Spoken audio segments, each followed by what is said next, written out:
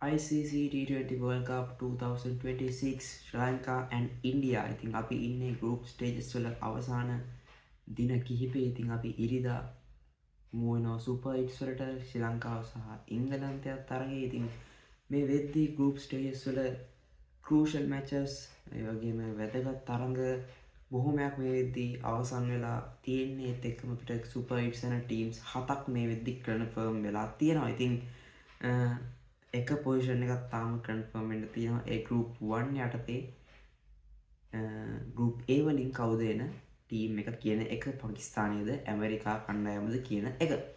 ඉතින් මේ වෙද්දී අපි කන්ෆර්ම් වෙච්ච groups දිහා බැලුවොත් group 2 එක මේ වෙද්දී fully confirm.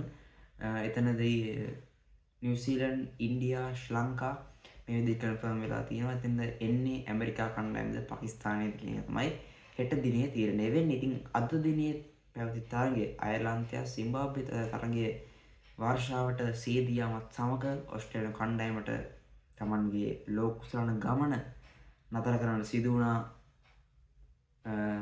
මේ තරගාවලියේ.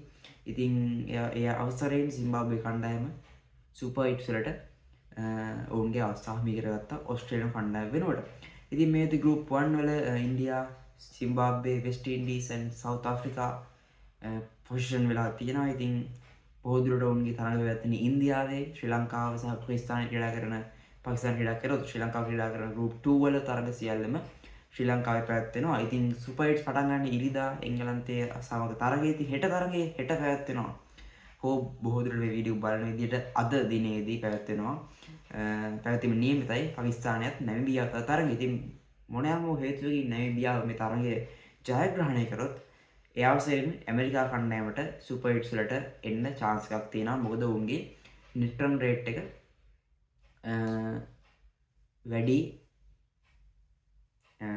පාකිස්තානයට වඩා.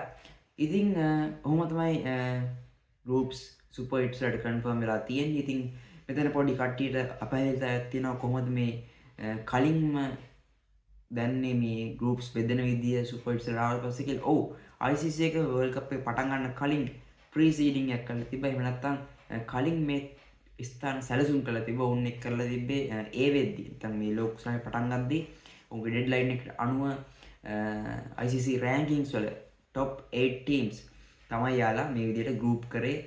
groups දෙකකට super 8 වලට ඔවුන් favorites ලා විදිහට නම් කරලා.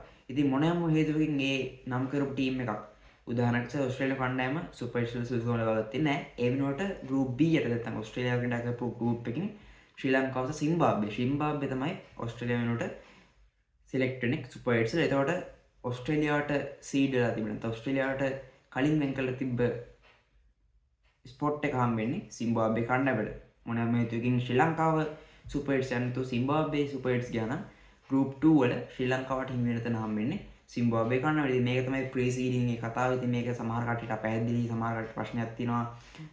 ශ්‍රී ලංකා කණ්ඩායම මේ group එකේ දෙවෙනිය වුණොත් මොනවා වේද? ඒ කියන්නේ සිම්බාබ්වෙ එක වෙලා ශ්‍රී ලංකාව දෙක වුණොත් කොහොමද group වෙනස් වෙනවද? නෑ, එහෙම එකක් වෙන්නේ නෑ. pre-seeding එක අනුව තමයි තරඟ පැවැත්වෙන්නේ. ඉතින් සුපර් 8 පටන් ගන්නවා ඉරිදා ශ්‍රී ලංකාව සහ ඉංගලන්තය තරගයේ සවස් 3ට පල්ල කෙලෙජ් ජාත්‍යන්තර ක්‍රීඩාංගණයේදී.